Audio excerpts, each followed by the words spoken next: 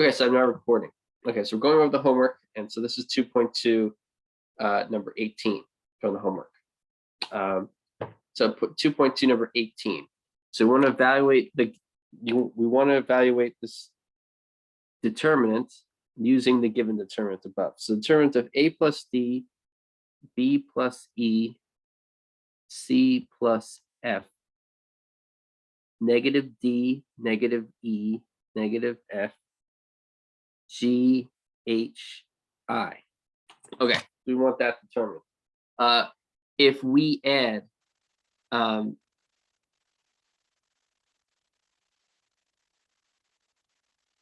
so if we add the second row to the first row, right? If we take the second row and we add it to the first row.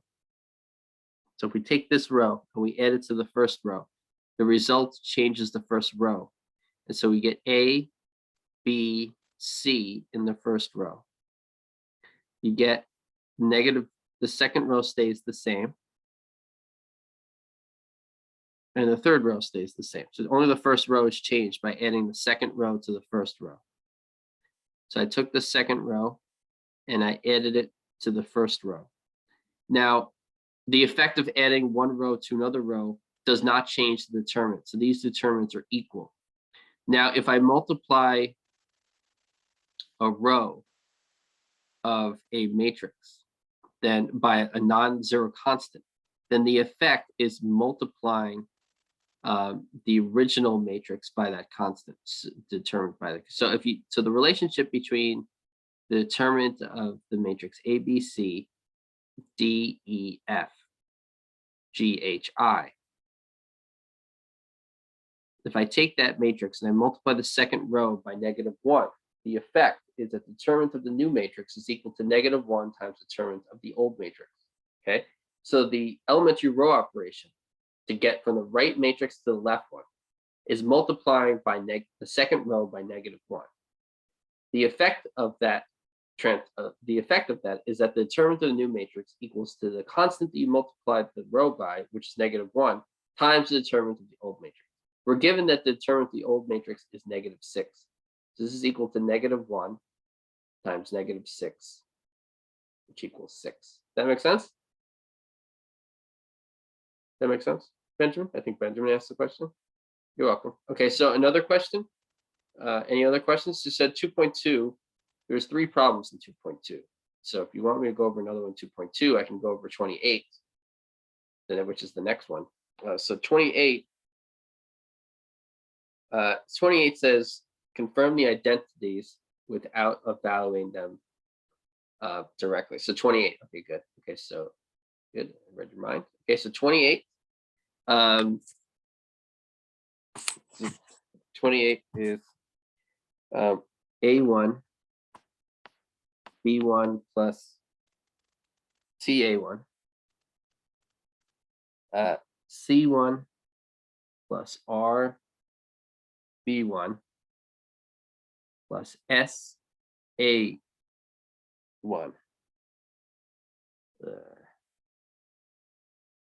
There's A2. I'm just filling in all the things here.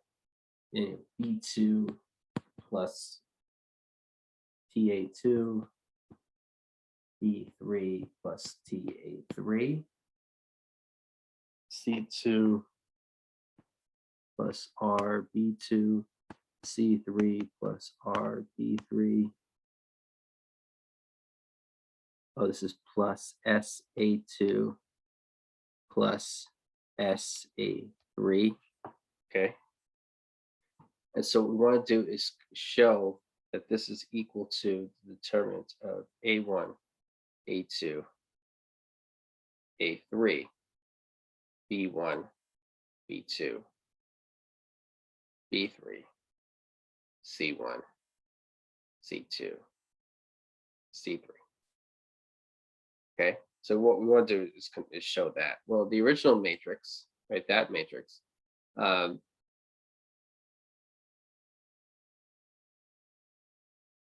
if we add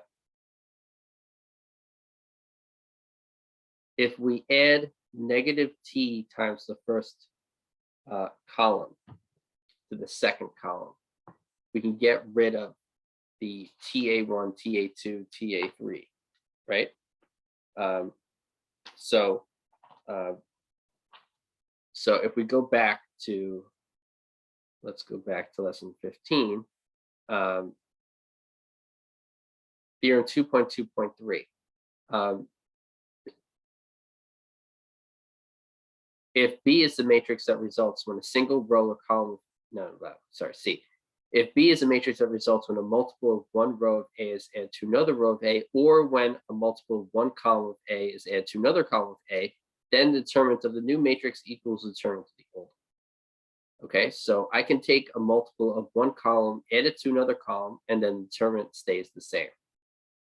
So I'm going to take negative T times the first column and add it to the second column and see that it cancels out these guys. Then I'm going to take negative S times the first column and add it to the third column, and it gets rid of those. If you take, so the new resulting column is the determinant of the new matrix equals determinant of the old one. And the first column is still A1, A2, A3.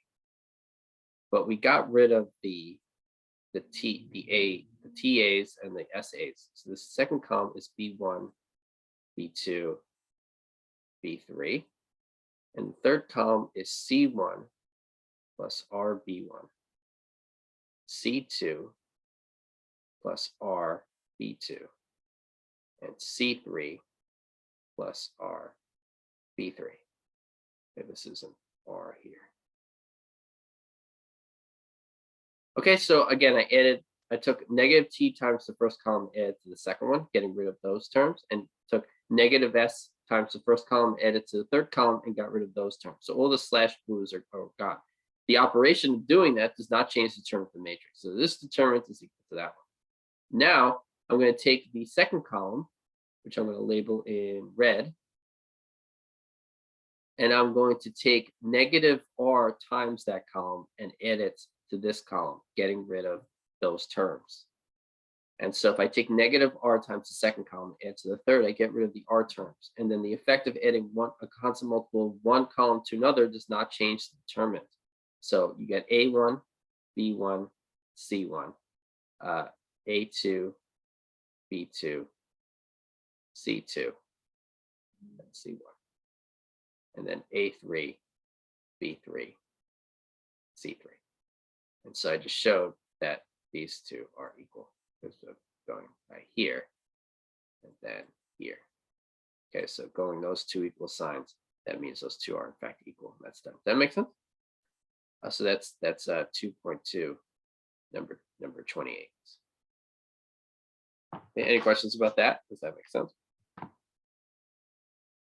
Okay, so that's 2.2, number 28. There is one more problem. So just one question for this one.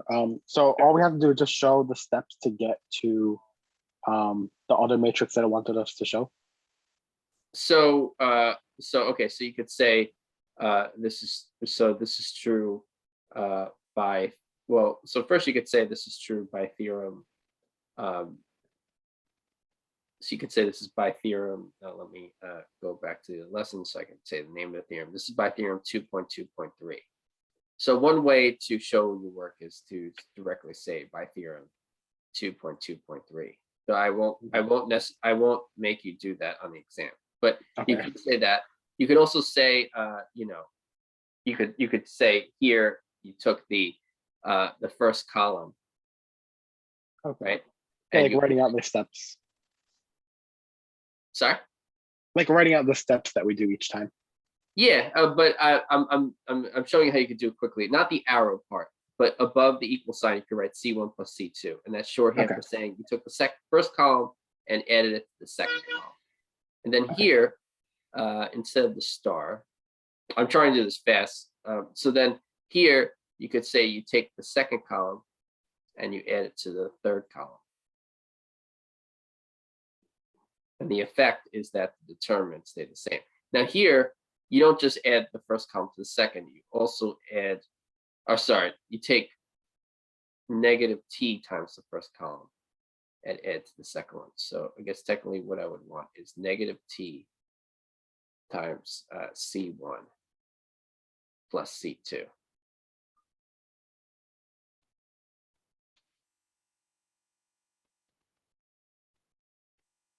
Okay, so negative t times C1 plus C2, but then also after you did that, it was negative S times C1 plus C2 plus C3. That makes sense? Yeah. So if you put the, though actually I want to get rid of, I like parentheses, but to make this easier to read, sometimes maybe without parentheses is easier to read a little bit. So if you take negative S times the first column and add to the third column, after you do this, then the effect is that. Okay, thank you. Makes sense? You're welcome. So you don't have to write the words, you added negative S times the first column to the third column. You can write negative S parentheses C1 plus parentheses C3. That's code for you're adding the first thing to the second thing. Yeah, okay, thanks. You're welcome. Try to keep the order the same though. That way I know that what you're adding what to what, which column are you saying you're changing? Try to keep a pattern with that order. Okay. Okay, good. Okay, so that's 28. So also the other problem in that section is 32. So 32, it says, so for 32, it says, it can be proved that if a square matrix M is partitioned into block triangular form, in which A and B are square, then the determinant of M is equal to determinant of A times determinant of B. Use this result to compute the determinants of the matrices in exercise 31 and 32. Okay, so so you should have the book in front of you while I'm doing this to make this easier. So you want to find the determinant of M. So this is 2.2, number 32. And so what the book is saying is that you can just take the determinant of M is equal to the determinant, right, of this matrix, really large matrix, which is 0, 1, 2. Anyway, 1, 2, 0. 0, 1, 2. 0, 0, 1. So that's the first block. The next block is just 0, 0, 0, 0, 0, 0. This is 1, 2, 0, 1. This is 0, 0, 0, 2, 0, 0. Okay, so you want the determinant of this matrix, which is split up into 4 subregions, and it's saying that if you have a matrix which can be broken up into A0, C, B, right? Where if you want the determinant of this matrix, you know what, I'm going to do this. This is the matrix. This is its split up. You want the determinant of that. The determinant of this is equal to the determinant of A times the determinant of B if A and B are square. Okay, and that's if A, B are square. Okay, I'm writing that square. So if A, B are square. So here A and B are both square. So this is equal to the determinant of the top left matrix.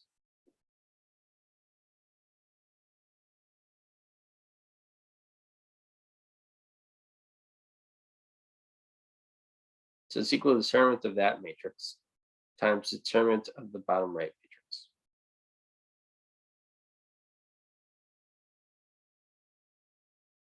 So the product of those two determinants is equal to the determinant of the original matrix. So you just find the determinant of this matrix. And so this is equal to 1. If you compute that, you get the value of that as 1. Then times the determinant of the other matrix, which is also 1. and this is equal to 1. Okay, so it boils down to calculating the determinants of matrices. And so the determinant of that's 1, and the determinant of this is also 1.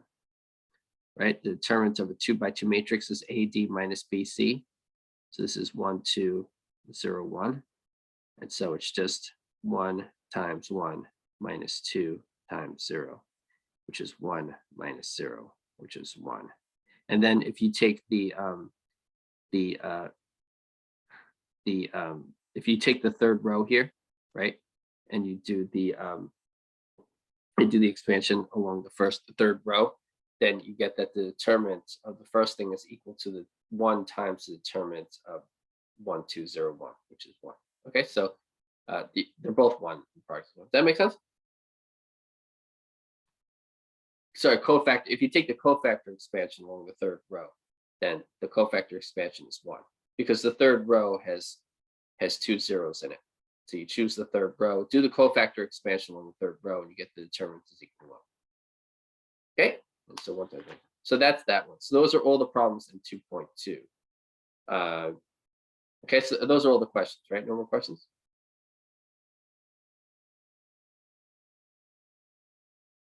So they're both lower, they're both upper triangular matrices, because all the entries below the main diagonal are 0. Yep.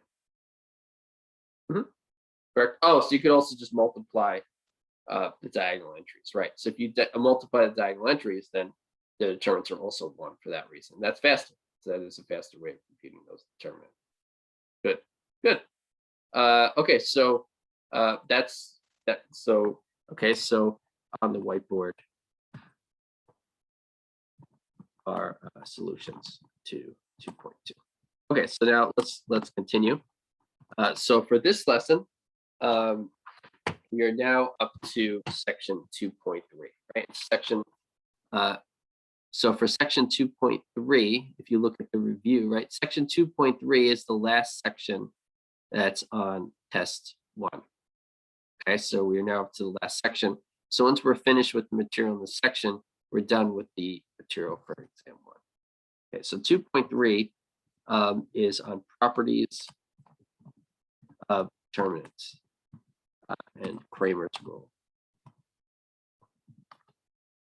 Okay, so let capital A be an n by n matrix and K be any constant. Then the determinant of K A is equal to K to the n times the determinant of A. Okay, so remember, the effect of multiplying a single row of a matrix by a constant is multiplying the determinant by that constant. And so if you have an n by n matrix, the effect of multiplying a matrix by k means multiplying each of its rows by k. And so that means multiplying a matrix by k is really multiplying a row of that matrix n times by k. And so you have the effect of multiplying the determinant by k n times, since that's k to the n times the determinant of A. So anyway, if you have an n by n matrix A and you like k being a constant, determinant of ka equals k to the n times the determinant of A. So on the whiteboard, I'm just going to quickly visualize that. So if you have, you want the determinant of k times a matrix, right? And so your matrix has these entries, right? And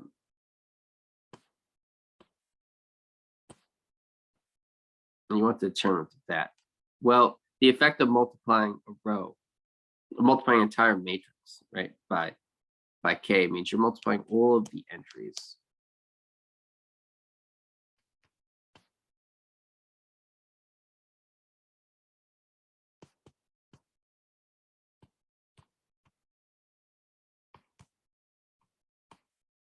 You're multiplying all the entries in the matrix by k. By multiplying the matrix by k, by multiplying the matrix by k, the determinant of k times the matrix, the effect is multiplying the first row by k, the second row by k, the third row by k, dot, dot, dot, the nth row by k, right? There's 1, 2, there are n rows of this n by n matrix, right? And so the effect of multiplying each row is multiplying the determinant by k. So this is equal to k to the n times the determinant of your matrix A. Okay, so that's what's happening. The effect of multiplying matrix by k is multiplying a row, each row by k. That's multiplying times by k. It's k to the n term. Okay. Sorry. Excuse me. Let's go back to the whiteboard.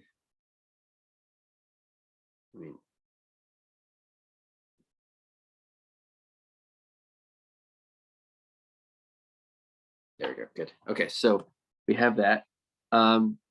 So put an extra space here. A new thought. If you have the determinant of A plus B, right? It is not necessarily equal. It is not necessarily equal to the determinant of A plus the determinant of B. Okay, so it's not necessarily true that the determinant of A plus B equals the determinant of A plus determinant of B. Okay, but under certain conditions that can happen. So let's talk about those conditions. So let A, B, C each be n by n matrices that differ only in a single row, say the rth row, and assume that the rth row of C can be obtained by adding the corresponding entries in the rth row, in the rth rows of A and B.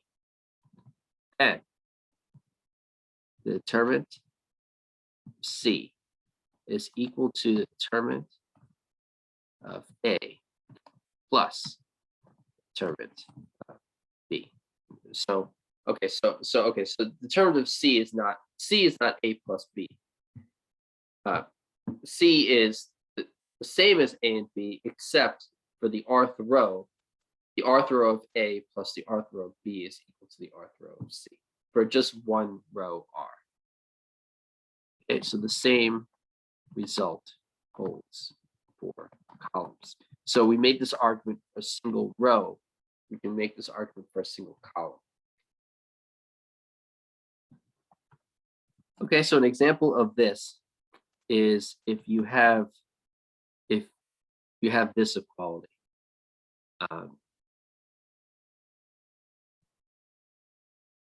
So we're going to talk about how that's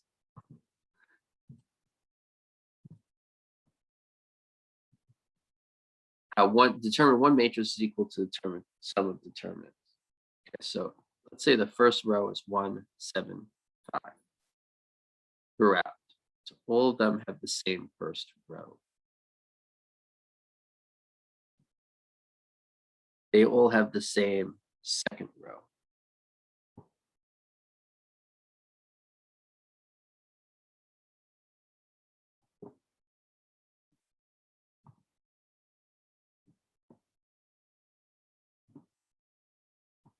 But if you take the first row of this guy and you add it to the first row of this guy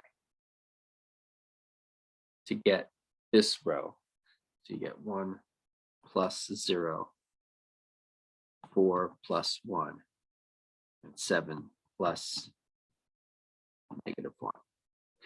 Then this equation holds. Okay, the determinant of this matrix equals the determinant of this plus the determinant of that, where the first and second rows are the same for all three matrices. But if you add the entries in the third row to the corresponding entries in this third row, you get the corresponding entries of that third row. 1 plus 0 is here, 4 plus 1 is here, 7 plus -1 is there. Okay, so that's what that's an example of theorem 2.3.1. We made this argument for row 3. We could have done something in rows 2 or row 1. We could have done this using a single column. We could have made 2 of the columns the same and 1 of the columns was different. Okay. So we also have another fact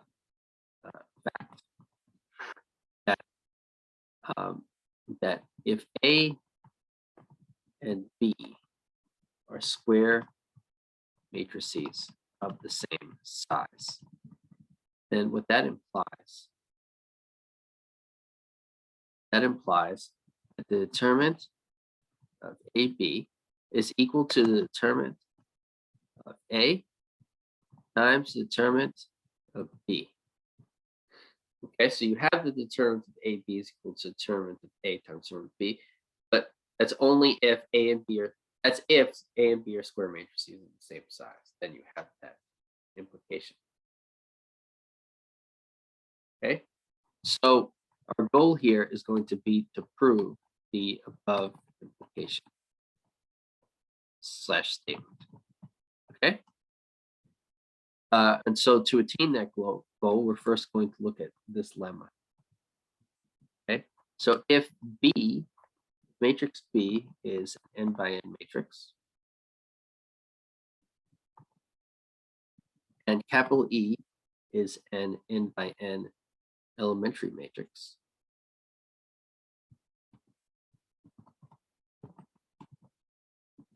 then the determinant of E B is equal to the determinant of E times the determinant B. Okay. Okay, so this statement is saying something weaker. It's saying that if B is an n by n matrix, but E is only an n by n elementary matrix, and E is specifically an n by n elementary matrix, then you have that equality. So we're going to prove this in cases. So case 1 is that E results from multiplying a row of I sub n by k.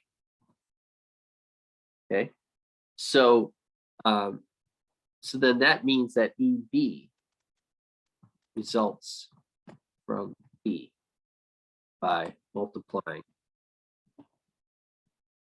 a corresponding row by k. And this is by an earlier theorem, theorem 1.5.1. That theorem just said that if E is an elementary matrix that results from one elementary row operation on it from the identity matrix, then EB is the result of doing that same elementary row operation on the matrix B. Okay, there's just 2 different ways to get another matrix. You can either start with the matrix B, perform an elementary row operation on it, and get the result EB. If E results from an elementary row operation on the identity matrix, then EB is the matrix that when you do the same elementary row operation on B, the result is EB. Okay, so that was by an earlier theorem, so we talked about that. So EB, that's EB. So then, since that's EB, the determinant of EB is equal to, well, what was the effect when we multiply a row of a matrix by B? The effect is that the determinant of the new matrix is equal to k times the determinant of the old matrix. So this we talked about, and this was by theorem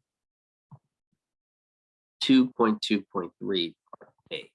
This was the theorem that said that what is the relationship when you take a matrix and you do an elementary row operation on it, right? What is the relationship between the determinant of the resulting matrix and the determinant of the original? Okay, so since the elementary row operation is multiplying a single row by non-zero constant k, the effect is that the determinant of the new matrix EB, the determinant of EB is equal to k times the determinant of the original matrix B. Well, k is equal to the determinant of the elementary matrix. So k is equal to the determinant of the elementary matrix E, because E is the elementary matrix you get by multiplying a single row of an identity matrix by K. So its determinant is K. So that means that by substitution, determinant of EB is equal to the determinant of E times the determinant of B.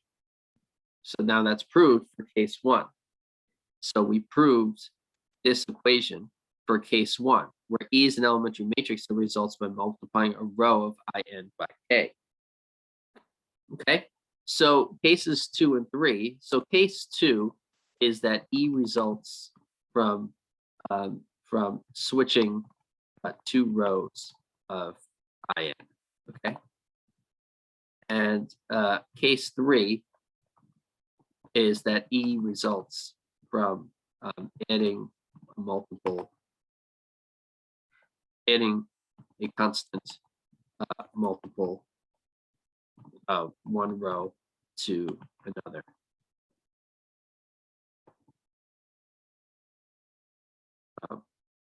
Of an identity matrix. Okay, so both cases 2 and 3 are proved similarly in case 1. Okay, you think of EB, which results from that elementary row operation, and then you should have to show DT term of EB equals term of E times term of B. Okay, so the proofs of those 2 cases are similar, and when you prove those 2, also you prove all 3, which means that this theorem, this lemma is proved. Okay. Okay, so a remark. It follows from repeatedly using lemma 2.2.3, the one we just talked about, that if B is an n by n matrix, and E1, E2, up to and including E sub R are n by n elementary matrices, then the determinant of multiplying on the left of B by E1, E2, dot, dot, dot, E sub R is equal to the determinant of E1 times the determinant of E2 times dot, dot, dot, times the determinant of E sub R times the determinant of B. Okay, why is that? Because so this is because you just keep using this theorem 2.2, using lemma 2.2.3, 2.3.2. Okay, so this lemma right here. If E is an n by n elementary matrix, then you have this, right? So you just so you have the determinant of this guy, right? And so this is equal to this determinant, except think of it instead as being let's say you have one behind it. This is R minus 1. So let's say instead you multiply. Think of this product as multiplying by these, and then by these. So oh,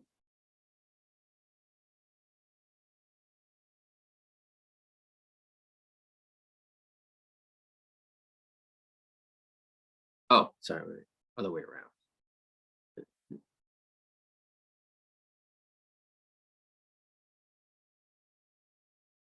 Okay, so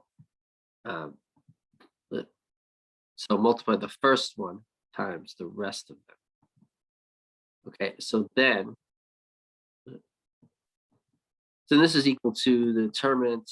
Well, this is an elementary matrix, and so times the determinant of the rest of it.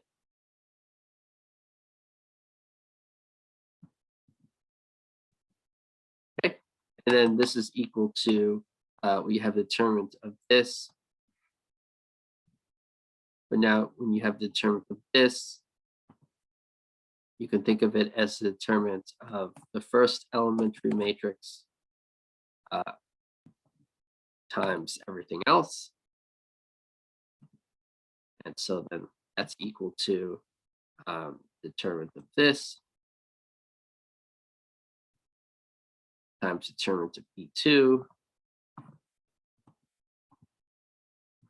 times determinant of everything else. Okay, and then you keep following these steps. So dot, dot, dot. And at the end, you have it's equal to the entire product. If you just keep doing that enough times until you reach the end, one at a time, until you get the end. Okay, and so you get the determinant of this is equal to the product of those determinants. That's by repeatedly using lemma 2.3.2. So I use it here, use it here, you keep using it until you get to there. Okay.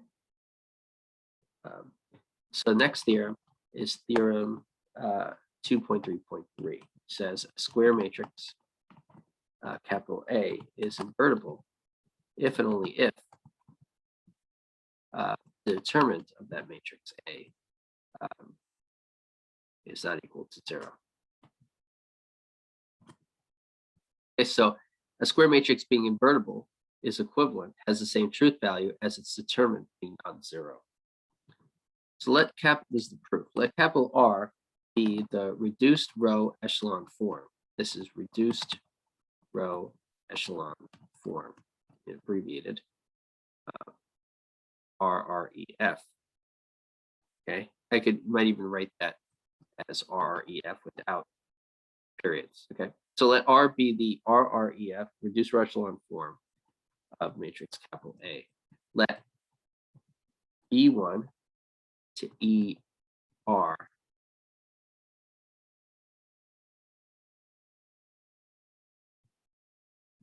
be the elementary matrices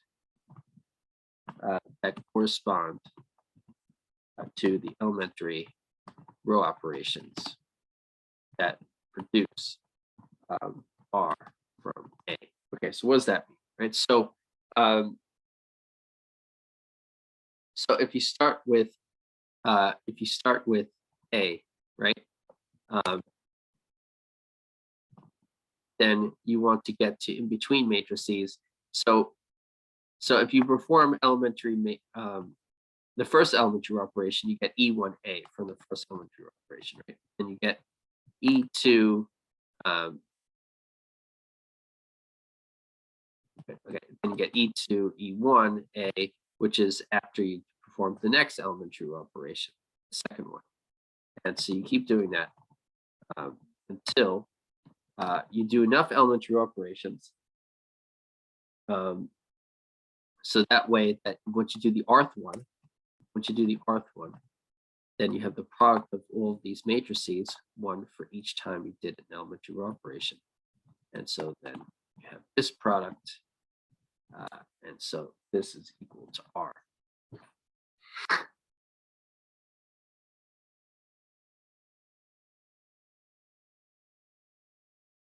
Okay, so R is the reduced echelon form of A. What that means is that there's some sequence of elementary row operations on it. On A, you can get it to reduced echelon form, and so that sequence corresponds to these elementary matrices E1 to ER.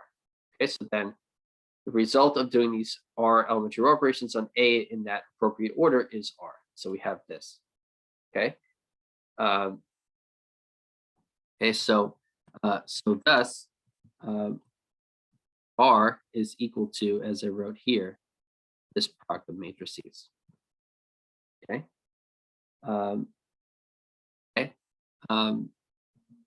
We also now know that the determinant of R determinant of R is equal to the determinant of this product, because we said that they're equal, but we know from just above that we have the determinant of this is equal to this product. And so now the only difference is just the matrix is called R instead of B. It's called A instead of B. So I'm just going to put an A there for this A. Okay. I guess the order was opposite. So it doesn't matter because these are real numbers. And so you can move the order around. It doesn't change the product value of the product, right? Okay, so we have this product. So this is, so I'm going to use the number 3 to denote that. Okay, so this is by 3. Okay, so from that argument, we have this product. Okay,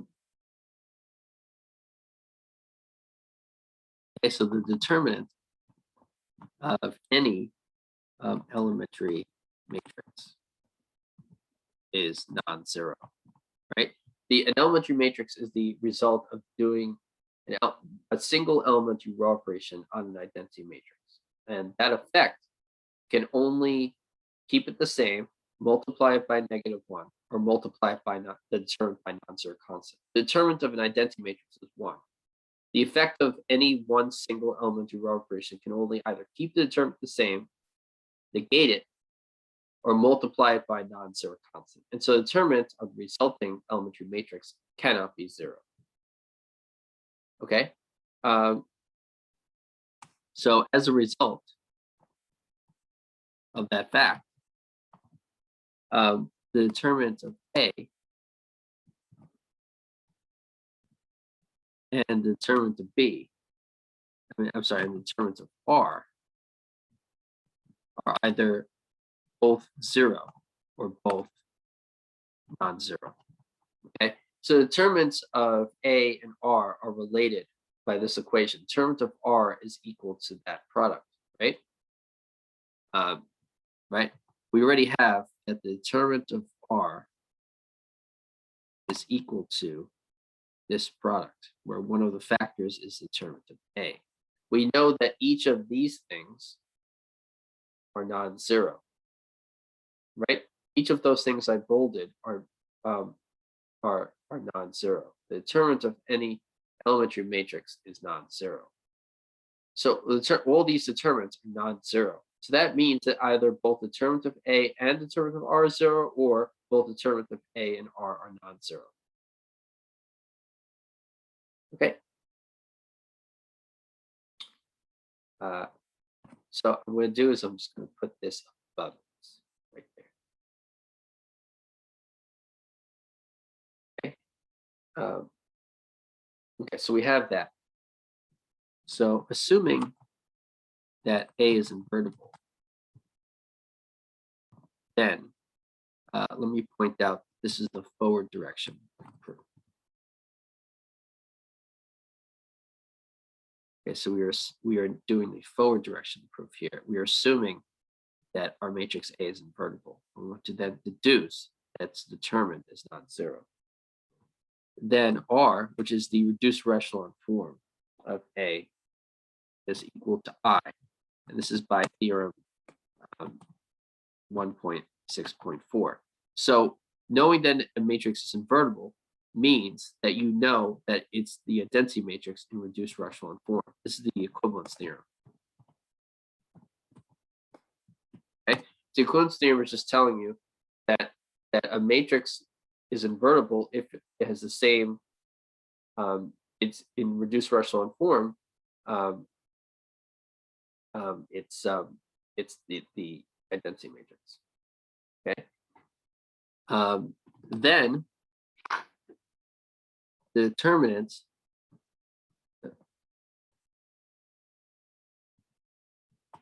the determinant of R, which is the matrix in reduced echelon form, is equal to 1 because it's the determinant of the identity matrix is 1. Well, this is non-zero. We know that the determinant of A and determinant of R are either both 0 or both non-zero. So since the determinant of R is non-zero, that means the determinant of A is also non-zero. Okay, so that means that the determinant of A is non-zero. Right? What we care about is that its determinant is non-zero, not that it's one. But the fact that it's one is what tells us that it's non-zero. So then that means that determinant of A is also non-zero. And so we just proved the forward direction of the proof. Assuming that A is invertible, then its determinant is non-zero. Assuming that A is invertible, then determinant of A is non-zero. That's the forward direction. We're going if this, then that. Okay, that means only the backwards direction of the proof is left. That assuming that the determinant of A is non-zero, then that matrix is invertible. Okay. Another way for saying the backwards direction of the proof is saying the word conversely. Okay, so so here, this is the backwards direction of the proof. Okay, so the book would say conversely, assume that the determinant of A is not equal to 0. Okay, note that given a statement, if P, given a statement, if P, then Q, the converse is if Q, then P. And so conversely means that we are proving the statement. We are proving, given the statement, if P, then Q, given the statement if P, then Q, you're proving the statement if Q, then P. Okay, we're just proving the converse of the original statement. Okay, another note, right?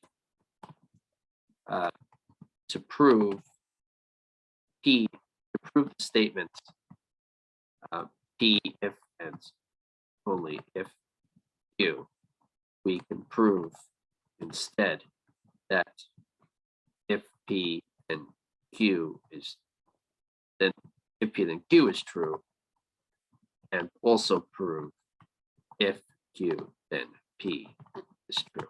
Okay, so we're proving an if and only if statement by showing one statement implies the other, and conversely, the other statement implies the first. Okay, so this is the converse, proving the converse statement to if P then Q, if Q then P. So conversely, assume that the determinant of A is non-zero. It follows that the determinant of R is not equal to 0, because they're both either 0 or non-zero. We already know that. So that tells us the determinant of R being non-zero.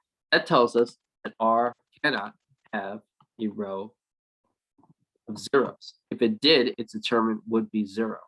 The fact that its determinant is non-zero means it cannot have a row of zeros. Thus, R is equal to I. Okay, when you have a matrix in reduced echelon form, that whose determinant is non-zero, it has to be the identity matrix. So this is by theorem 1.4.3. Okay, thus A is invertible by theorem 1.6.4, the equivalence theorem.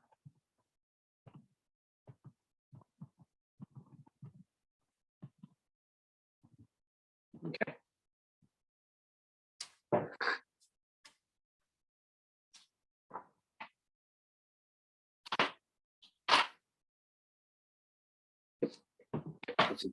Okay, so okay, so that proves the converse also. So the entire statement is then proved. Okay, so example 3.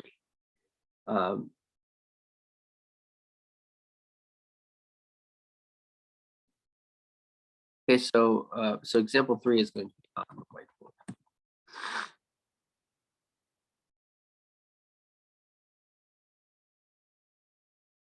Okay, so this is example 3.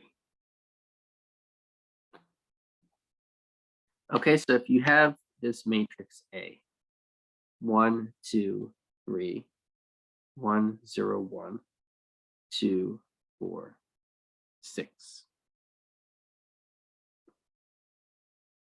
Well, if you look at the first row and the third row, you see that the first and third rows are in proportion. Okay, so the first and third rows, the first and third rows are in proportion. Okay, and so that means that the determinant of the matrix is equal to 0. Okay, so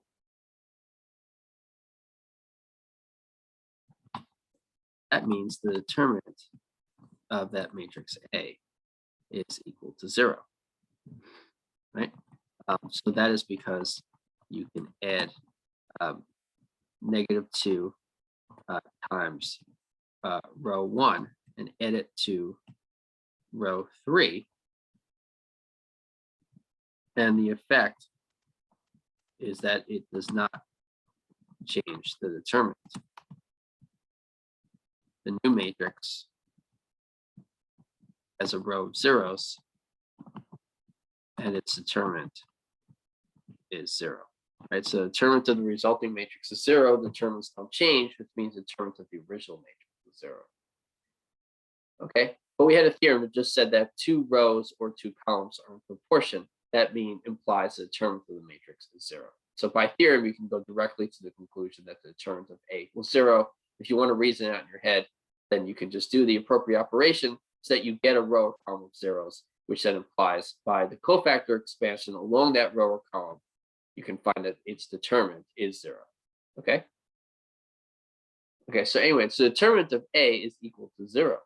And thus, by our new theorem, we now know since its determinant is 0, that means that it is not invertible. Thus, by our new theorem, A is not invertible because its determinant is 0. Okay. Okay, right. The theorem again was that a square matrix A is invertible if and only if the determinant is non-zero. So by showing that its determinant is 0, that means saying it's non-zero is false, which means that saying the matrix is invertible is false, which means that it's not invertible. So saying that the determinant of that matrix is 0 means that it is not invertible. That's by this theorem, 2.3.3. Okay, so theorem 2.3.4.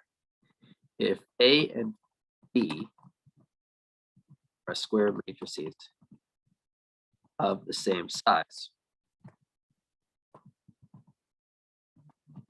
then the determinant of AB is equal to the determinant of A times the determinant of B. So if A and B are square matrices of the same size, then determinant of AB equals determinant of A times determinant of B. Okay, so the proof of this.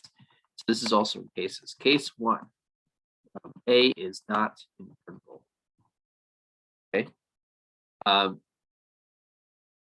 Okay, so AB is then not invertible. And so this is by previous theorem 1.6.5. Okay, so if you have a matrix A is not invertible, multiply it by a square matrix means it's the product is also not invertible. Thus, the determinant of AB equals to 0 because non-zero means it's invertible. Non-zero is equivalent to invertible. 0 is equivalent to not invertible. So AB is not invertible implies the determinant of AB equals 0. That's by our last theorem. That's by our just previous theorem, theorem 2.3.3. Thus, if the determinant of AB is 0, then we know that the determinant of AB is equal to the determinant of A times the determinant of B. And why is that? Because we know that the determinant of A is 0. Okay, and so this is since the determinant of AB is 0, and the determinant of A is 0, because A is not invertible. Right? A is not invertible, which means that the determinant is equal to 0. And we already showed the determinant AB is 0. So both sides are equal to 0. So they are equal to each other because they are both equal to 0.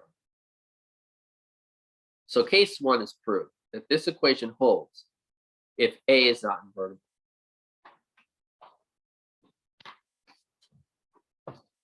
Okay, so case 2 is A is invertible.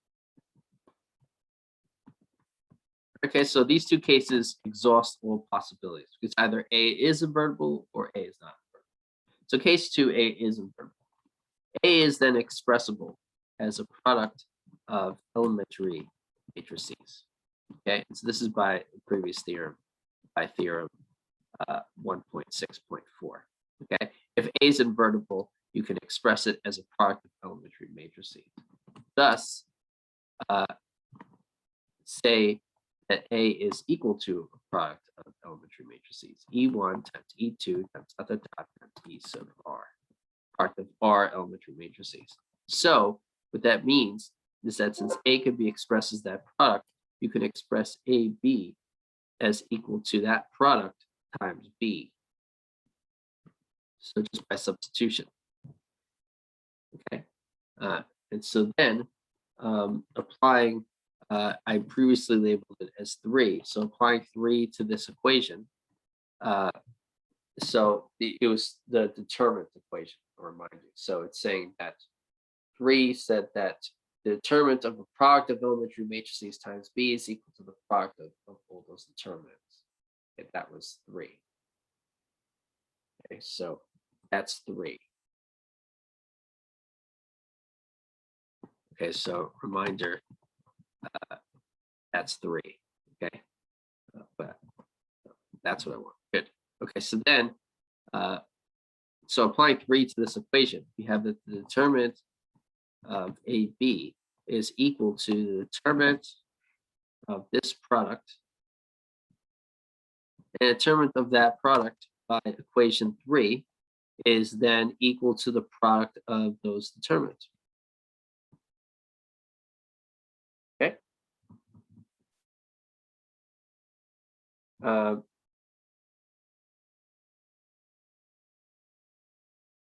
So now, applying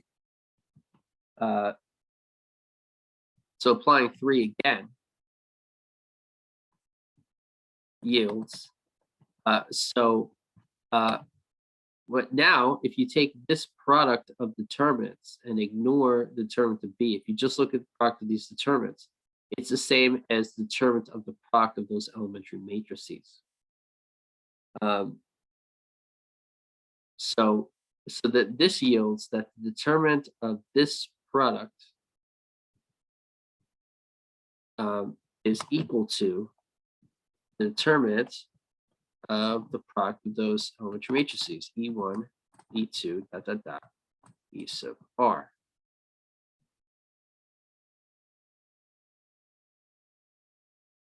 Okay, so that means that the determinant of AB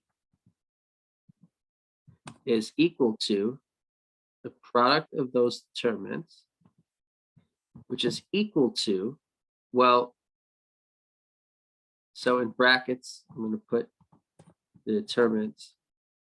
I'm putting a lot of steps here. So it's this product of determinants of elementary matrices are being multiplied, let's say first, and then you multiply by the determinant of B. But in the brackets, that's just the determinant of that product is equal to, so the product of those determinants is equal to the determinant of that product, which is that. And you're still multiplying it by the determinant of B. But then that's equal to, remember, E1 to ER as a product is A. And so this matrix is A. So this is equal to the determinant of A times the determinant of B. And that's it. So we show the determinant of AB is equal to determinant of A times determinant of B. This we just showed that the determinant of AB is equal to determinant of A times determinant of B. Okay. And so we prove this equation both when A is invertible and when A is not invertible, which means that whenever A and B are both square matrices, that you have this equality. Okay. And so now the proof is done.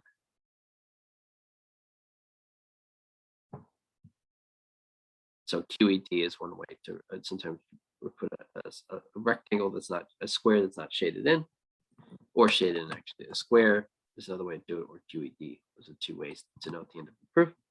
So example 4. Okay, so example 4 is not going to be on the whiteboard. Example 4. Okay. So this is an example of that equation, of when that equation happens. So this is example 4. Okay, so I guess it's gonna be like Tetris where the colors keep changing. And now I'm gonna change it up.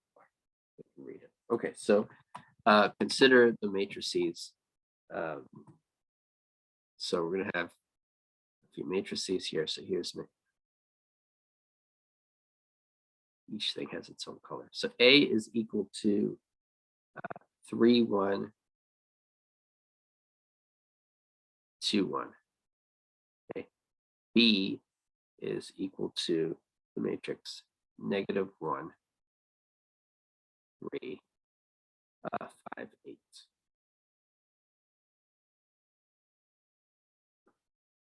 Okay. Now, if you multiply A times B, if you multiply those two matrices, the effect, so we can hurry this up. This is 2, 17, 3, 14. Okay, so that's the effect of multiplying A times B. If you compute the determinants of each of these matrices, the determinant of A using the AD minus BC formula, you get 3 minus 2, which is 1. The determinant of B using the same AD minus BC formula, determinant of B is equal to -8 minus 15, which is -23. The determinant of A times B is also the determinant of a 2 by 2 matrix. So its determinant is AD minus BC.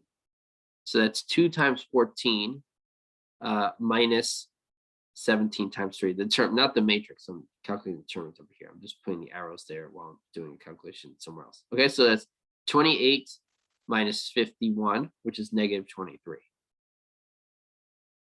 Those are the three determinants. And so -23 is equal to 1 times -23.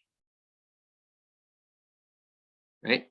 And so the determinant of -23, which is the determinant of AB, is equal to the determinant of A, which is 1, times the determinant of B, which is -23. So this is an example illustrating how the determinant of AB equals determinant of A times determinant of B, where A and B are square matrices. That's illustrating the conclusion of that theorem. Because A and B are both square matrices, it must be that determinant of AB equals determinant of A times determinant of B. Okay, so the next is theorem 2.3.5. If A is invertible, then what you have is that the determinant of A inverse is equal to 1 divided by the determinant of A. Okay, so if A is invertible, the determinant of A inverse equals 1 over the determinant of A.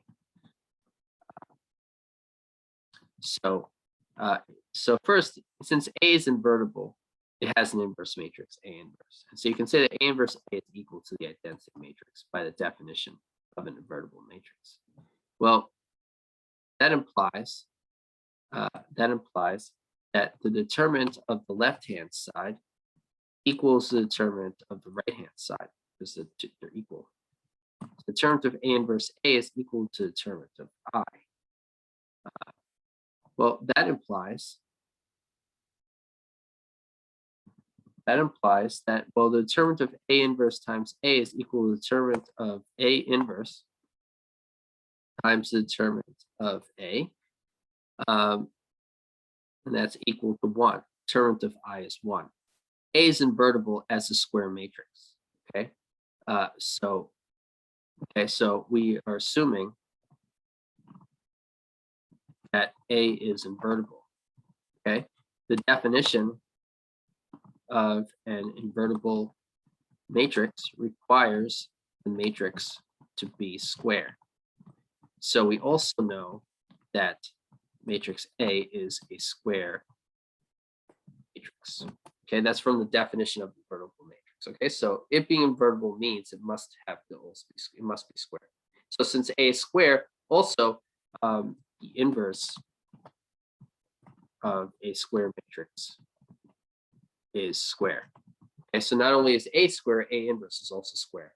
So A inverse times A is a product of square matrices. So the determinant of the product is equal to the product of their determinants. Okay, and so now we have the determinant of A inverse times the determinant of A is equal to 1. And that implies that the determinant solving algebraically, because these are all numbers, the determinant of A, determinant of A inverse are both numbers. So dividing both sides by a determinant of A, we get determinant of A inverse equals 1 over the determinant of A. Now keep in mind, we can divide both sides by determinant of A because the determinant of A is not 0, right? Note also that since A is invertible, the determinant of A is not 0. The determinant of A is not 0. So we divide by the determinant of A, right? We need to know that the determinant of A is not 0 in order to divide both sides by the determinant of A. And so we can because we know it's not 0. So when we divide both sides by the determinant of A, the determinant of A cancels on the left, and you get 1 over the determinant of A on the right. So we now have our final equation, determinant of A inverse equals 1 over the determinant of A. Now right here, since, just to make sure, see that. Because the determinant of A is not 0. That's something that people often forget about in algebra, that you can only divide both sides of an equation by something if you know it's not 0. Okay. Easy to forget something like that when you're dealing with inverses of matrices in linear algebra. Okay, so if one multiplies the entries in any row by the corresponding cofactors from a different row, the sum of these products is always 0. Okay, and this result also holds for columns. Okay, so what did I just say? So if you take the entries in any row and you multiply each of the entries in a row by the corresponding cofactors from a different row, it has to be a different one, not the same one. Then if you take each entry in that row, multiplied by the corresponding cofactors from a different row, and you add up those products, then the sum of the products is always 0. Okay, so that's a fact. Definition. If A is any n by n matrix, and C sub ij is the cofactor of entry A sub ij, then the matrix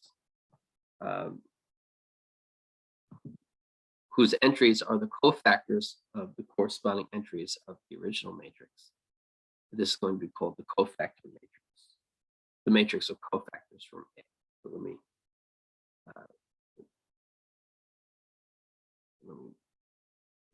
maybe I'll put this as a 3. We'll build a larger matrix.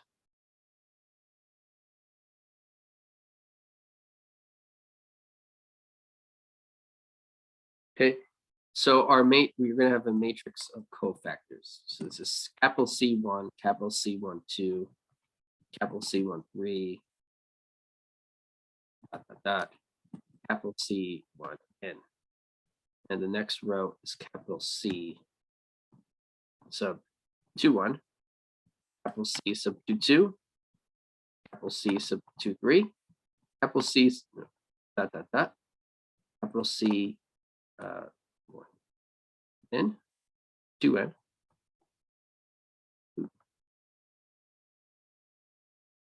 Oh, wait, okay, there we go. Capital C 3, 1, capital C 4, 1, capital C 5, 1, capital C 3, 2, capital C 3, 3, capital C. No. Now going to column. Okay, this is 4. This is 4, 2. This is 5, 2. This is capital C sub 3, capital C sub 4, 3, capital C sub 5, 3. This is capital C sub dot, dot, dot.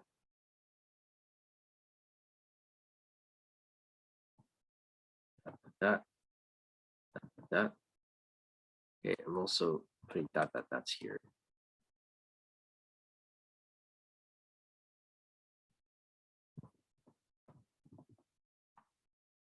And dot, dot, dot. There. This is capital C 3n. This is capital C. No, dot, dot, dot. This is capital C sub n. Okay, this is n1. This is n2. Yep, I'm doing dot, dot, dots. Okay, so this is an arbitrary n by n matrix. Okay, so if A is any n by n matrix, and C sub ij is the cofactor of A sub ij, then the matrix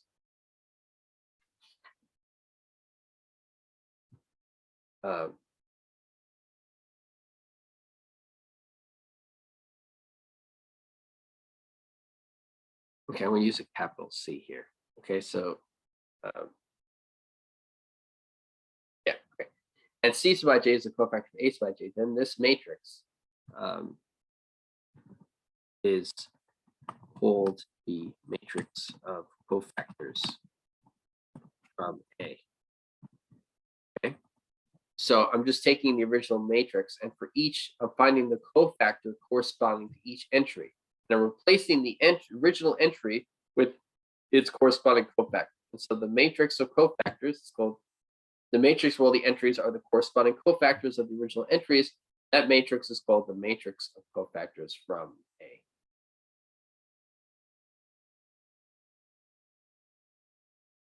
Okay, so that's a definition. Okay, the transpose of this matrix is called the adjoint of A and is denoted by ADJ parentheses A.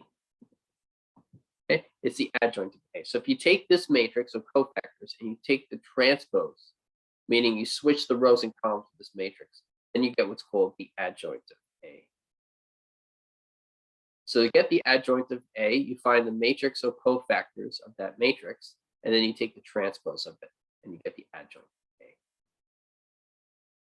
Okay, it's a weird thing to look for, but we'll see that it's important to know this matrix. The adjoint of A is important.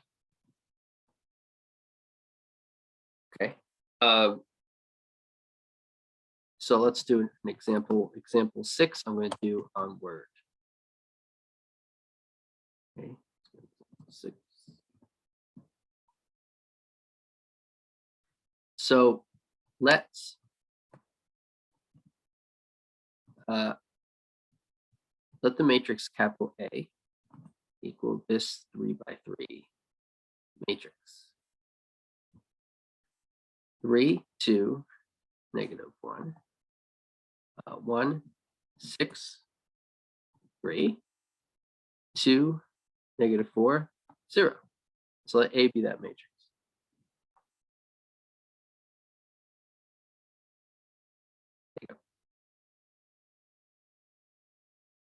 Okay, so that's the last line on the previous page there. Okay, so let A okay, so let A be equal to that matrix. The cofactors of capital A are so if you find the cofactors of each entry, C11 is 12, C12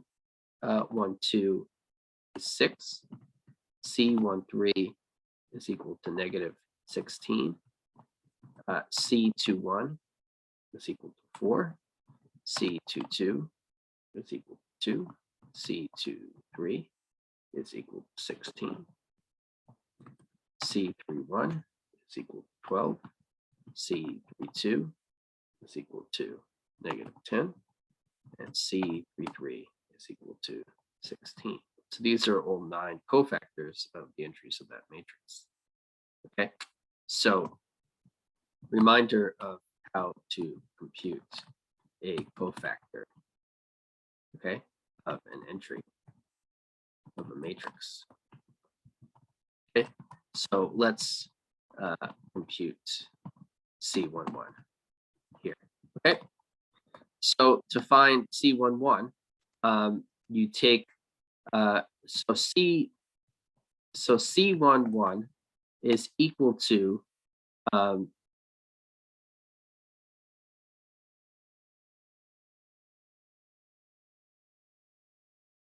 okay, so C11 is equal to negative 1 raised to the 1 plus 1 power, because it's the sum times M11, where M11 is the minor of the entry. And so this is equal to 1, because negative 1 squared is 1. 1 times what M11 is. Now, M11 is the determinant of the submatrix by removing the row and column that the corresponding entry is in. So A11 is that entry, right? And so you'd remove the row and column it's in, and you'd be left with a submatrix, and you want the determinant of that submatrix. So the submatrix is 6, 3, negative 4, 0. Okay, so this is the entry for A11, because this is C11. Remove the row and column that's in. The first row and first column are gone. The submatrix is 6, 3, negative 4, 0. Find its determinant. Negative 1 raised to the sum of the subscript numbers 1 plus 1 times the minor of that entry, which is the determinant of that matrix. Until you multiply that, then you get 1 times 1 times AD minus BC, which is 0 minus negative 12, which is 12. So the determinant of that 2 by 2 matrix is 12. So 1 times 12 is 12. So C11 is 12. Okay, and so you compute the other cofactors similarly. Okay, so you compute all 9 of them one at a time, following the similar method, right? Okay, and so you get all 9 cofactors, and then you substitute each entry of the matrix for its corresponding cofactor to get the matrix of the cofactor matrix. So the cofactor matrix, this matrix, right, for a 3 by 3 matrix is C11, C12, C13,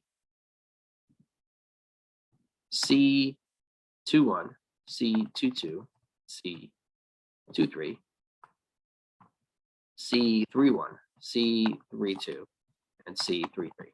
So that's the matrix of cofactors. That's this guy for a 3 by 3 matrix. And so this is equal to just plug in those values. So I listed them here. So you have 12, 6, negative 16. You have 4, 2, 16. You have 12, negative 10, 16. Okay, so that's the matrix of cofactors. And now the adjoint of A Okay, so now let's calculate the adjoint of A. Well, the adjoint of A is equal to this matrix of cofactors times the transpose of the matrix of cofactors. And so that's equal to the transpose of this matrix. Okay, so you just find the transpose of the cofactor matrix, and that's the adjoint matrix. And so to find the transpose, you switch the rows and columns. And so the first row becomes the first column. And so the first column is now 12, 6, negative 16. That's the first row of the original matrix. The second row of the original matrix is now the second column, 4, 2, 16. The third row of the original matrix is now the third column of this matrix, 12, negative 10, 16. So now I switch the rows and columns, and I got this. So now this is the adjoint of A.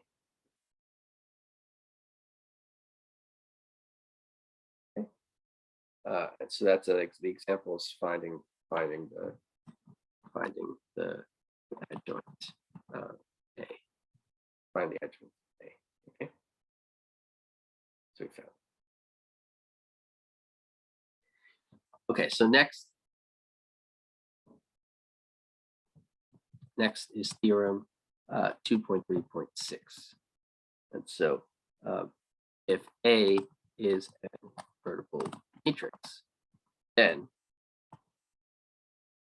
A inverse is equal to 1 divided by the determinant of A times the adjoint of A.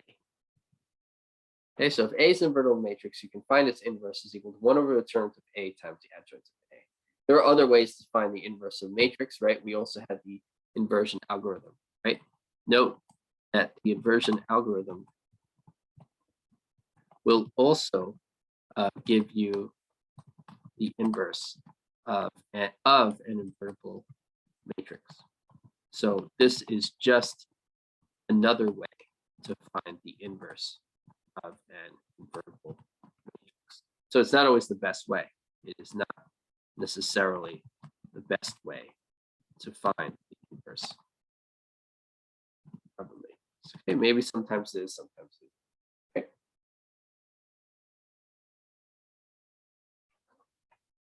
Okay, so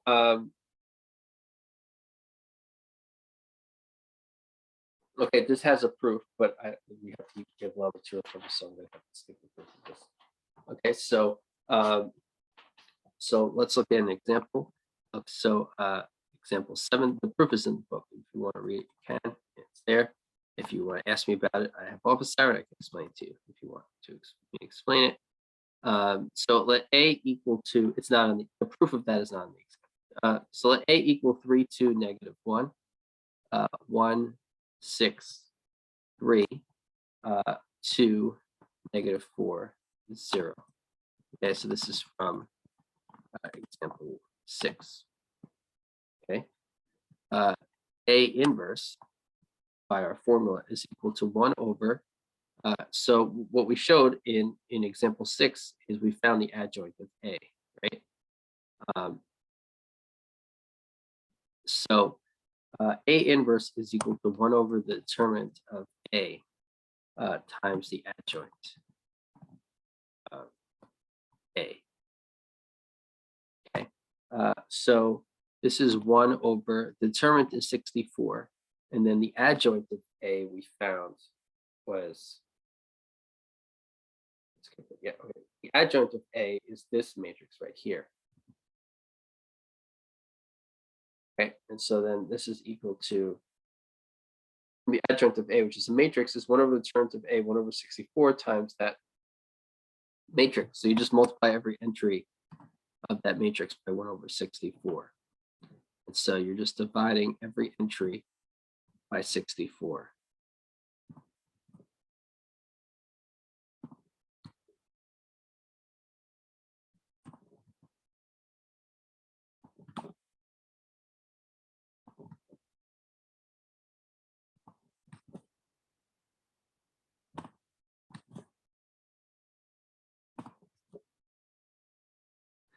right? And you can simplify that. And it's equal to this 3 by 3 matrix. 12 over 64 is the same as 3 divided by 16. All right. All right. I guess now we get simplified. Okay. So then 3 divided by 16. This is 1 over 16. This is also 3 over 16. This is equal to 3 over 32. This is equal to 1 divided by 32. This is negative 5 over 32. This is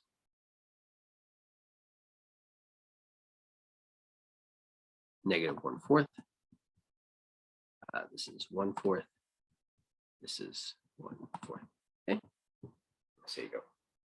Okay, so A inverse is equal to that matrix, right? And if you find the determinant of A, you could take its cofactor expansion along the third row. So side work. I used the fact that the determinant of A is equal to 64 because it was 1 over the determinant of A, 1 over 64 times the adjoint. The determinant of A is equal to, so if you take the cofactor expansion along the third row, then you get this is equal to 2 times determinants minus negative 4 times the determinants plus 0 times the determinants. So this is by the cofactor expansion of matrix A along the third row.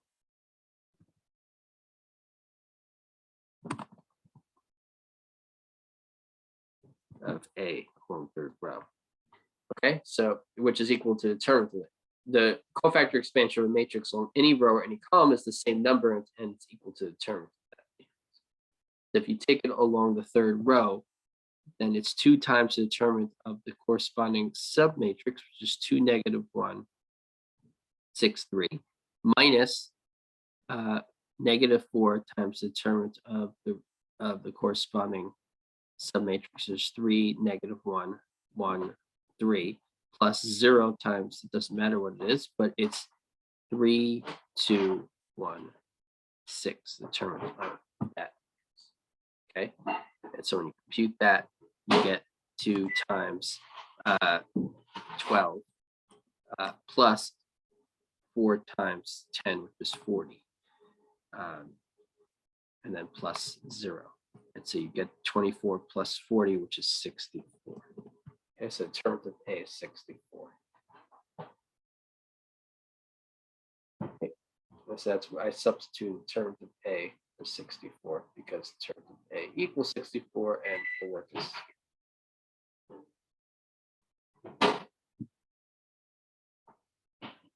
Okay, so that's that example. So next is theorem 2.3.7, which is Kramer's rule.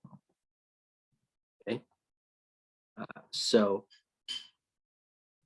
if AX equals B is a system of linear equations in n unknowns, such that the determinant of A is not equal to 0, then the system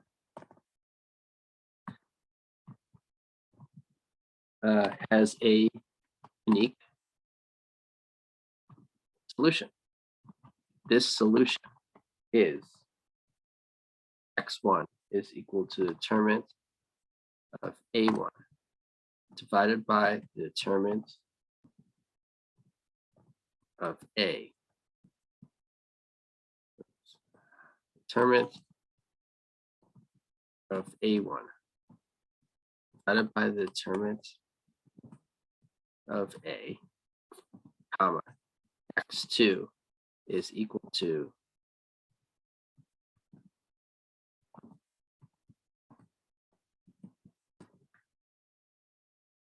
the determinant of A2 divided by the determinant of A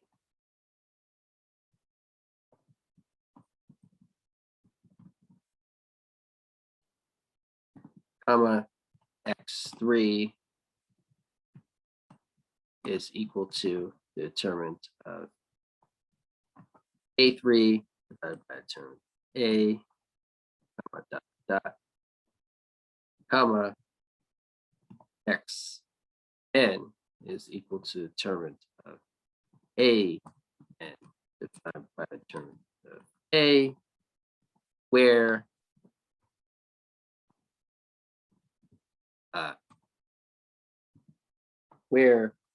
A sub j is the matrix obtained by replacing the entries in the jth column of A by the entries in the matrix B, which is equal to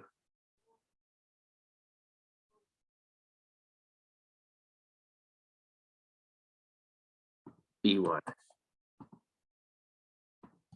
B2, B3, dot, dot, dot, B, N. Okay, so this is Kramer's rule, theorem 2.3.7.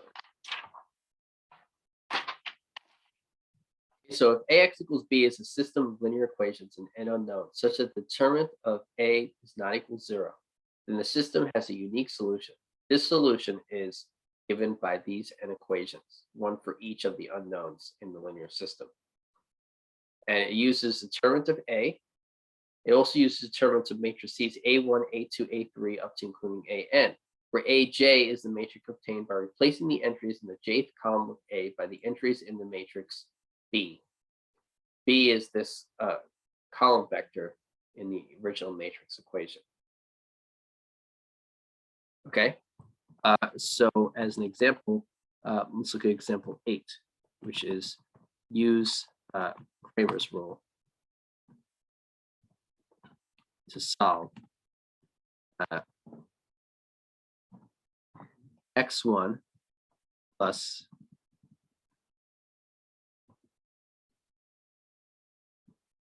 plus 2x3 is equal to 6. Negative 3x1 plus 4x2 plus 6x3 is equal to 30. Negative x1 minus 2x2 plus 3x3 is equal to 8. So use Kramer's rule to solve that linear system, find all of its solutions. Okay, so the matrix A is equal to the coefficient matrix of that linear system. The coefficient matrix is just from the coefficients of the variables put in the correct order. So this is the coefficient matrix here.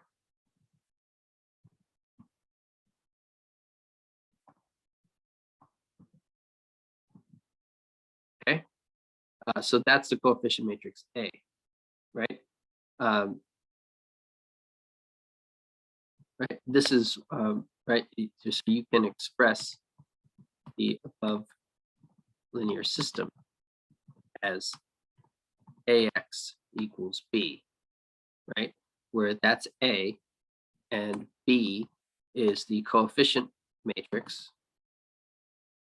B is the matrix of constants at the end, 6, 30, and 8. Okay, so B is made up of the constants on the right-hand side, and A is made up of the coefficients of the unknowns on the left, where the order matters everywhere. So you can express the above linear system as AX equals B. Okay, so Kramer's rule says if AX equals B is a system of linear equations, which it is, in n unknowns, 3 unknowns, such that term A is non-zero, then we can find the unique solution in this way. Okay, so we need the terms of A. We need the terms of A non-zero to use Kramer's rule. So we need the determinant of that matrix A to be non-zero in order to use Kramer's rule. Okay, so let's find the determinant of A and see if that happens. Okay, so determinant of A is equal to the determinant of that 3 by 3 matrix there, right?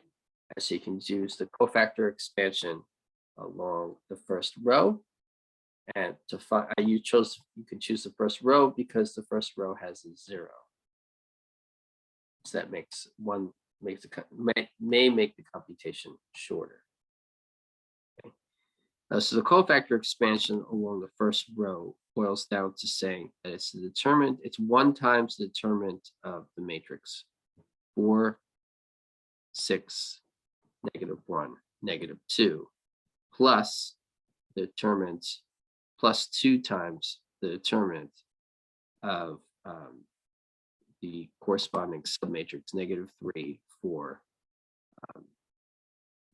-1, -2. Wait. So I got rid of the first row and first column. 4, 6, -2, -3, because I got rid of the first column, and then I got rid of the third row and first row and third column. Okay, that's good. Okay, so then you compute this, and so the first determinant is -12 minus -8, which is -4. And then it's plus 2 times 6 minus -4, which is 10. And so this is equal to 16.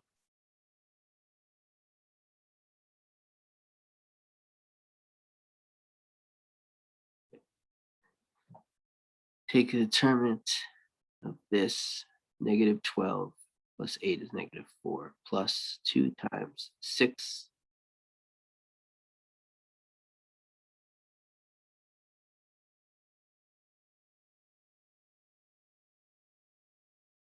It's supposed to be 3, not -3. Okay, so we're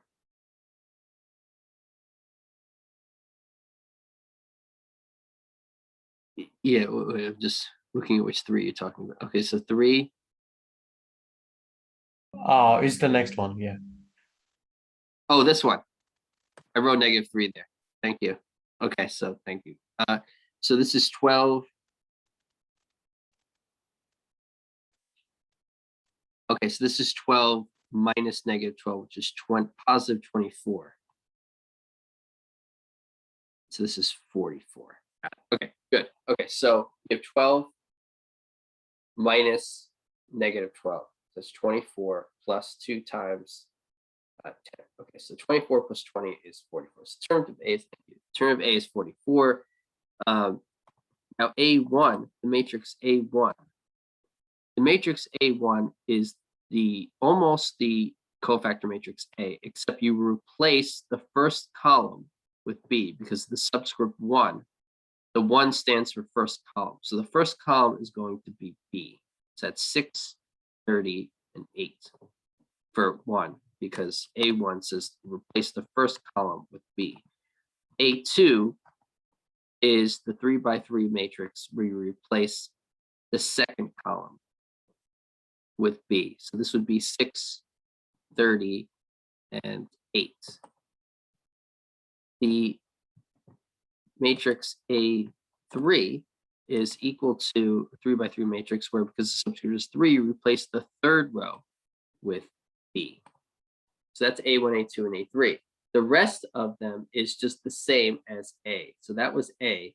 And now you just replace the rest of the matrix with the corresponding entries. So here, that's A. I'm just writing it there to remind you. So the second column is going to be 0, 4, -2. And the third column is going to be the same as the third column A, which is 2, 6, 3. The first column, A2, is going to be 1, -3, -1. And the third column is going to be 2, 6, 3. And the first column of A3 is the same as the first column of A, which is 1, -3, -1. And the second column is 0, 4, -2. Okay, so those are just the remaining columns are the same as the columns of A. So we have A1, A2, and A3. And so because the determinant of A is non-zero, we meet the conditions of Kramer's rule, which is the only condition, which is that if AX equals B is a system of linear equations of an n unknown such as term A is non-zero, then the system has a unique solution, and the solution is given by these equations. So by Kramer's rule, we know what each of the xn's are. Since the determinant of A, repeating myself, since the determinant of A does not equal 0, we know by Kramer's rule that that the linear system has a unique, only one solution given by those equations. Okay, so and so what that means is that x1 is equal to the determinant of a1 divided by the determinant of a. But we know the determinant of a, we found the determinant of a previously was 44. And so when you compute the other determinants, you get their values. And so the value of the determinant of a1 is -40. So let me put a note here. Note that the determinant of a1 is equal to -40. Determinant of a2 is equal to 72, and it's equal to -72, and is equal to 72. And the determinant a3 is equal to 152. Okay, so you just plug in those values. So the determinant of a1 is -40, so you get -40 over 44, which is -10 over 11. x2 is equal to the determinant of a2 divided by the determinant of a, which is equal to the denominator is 44 and the numerator is 72. So this is equal to 18 divided by 11. And x3 is equal to, and we stop at x3 because n is equal to 3 in this example. So it's equal to that. And the denominator is 44. And the numerator is 152. And so this is equal to 38 divided by 11. Okay, and so now we found the unique solution of the linear system.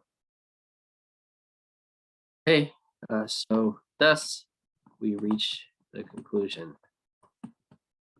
by Kramer's rule that the unique solution of the given linear system is x1 equals -10 over 11, x2 is equal to 18 divided by 11, and x3 is equal to 38 divided by 11. Okay, and so we now solve the linear system because we found all solutions, because Kramer's rule tells us there is only one and that's it. So that's Kramer's rule. Okay, and so there's one more thing to do, and then this is all the material for test 1. This is theorem 2.8.3, and these are equivalent statements. This is a continuation of the equivalence theorem.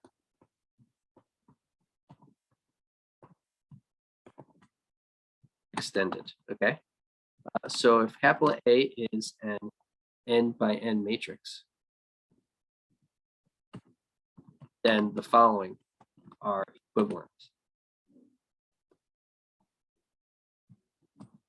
Okay, so statement A is the same. A is invertible, so that's the same as before. Statement B is also the same. AX equals 0 has only the trivial solution. Statement C is also the same. And it says the reduced echelon form of A is I sub n. Okay, so we used equivalent statements theorem earlier in this lesson. Statement D is the same. A can be expressed as the product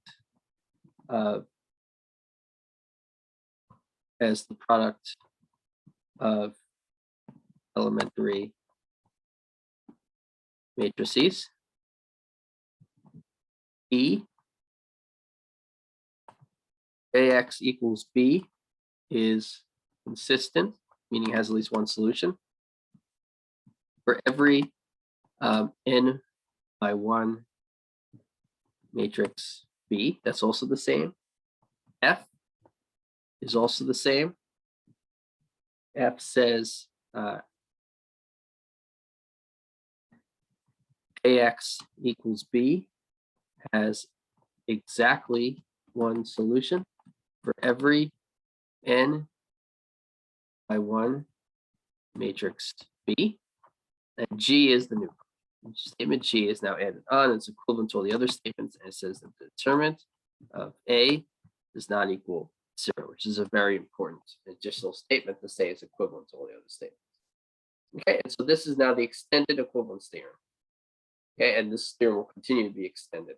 Okay, and so now this is this is the end of chapter 2, and also right, and so also it is the end of the material on test 1.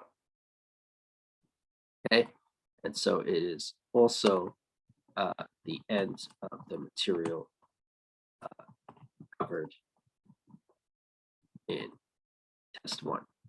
Okay, and let me remind you at the beginning of class that test 1 is on November 19th during class on Zoom. Review for test 1 is on November 4th during class on Zoom. Okay,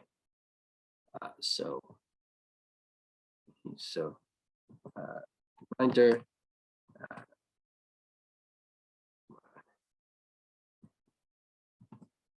Good.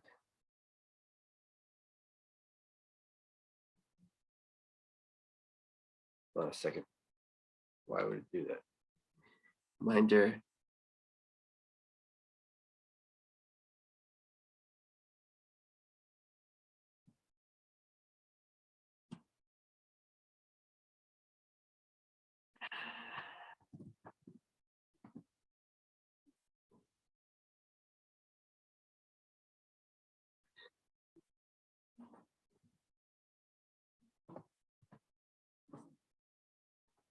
A second.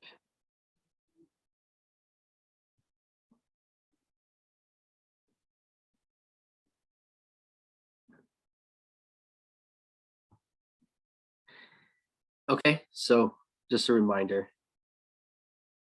All right, I guess it's there. Okay, so this is the end of chapter 2, also the end of the material covered in test 1, and test 1 is on November 9th during class on Zoom. And review for it is on November 4th during class on Zoom. I guess that's a reminder. Okay, so that's it for wait. Go. Okay, so this is the end of the chapter 2 material. So I'm quickly going to assign homework before you go.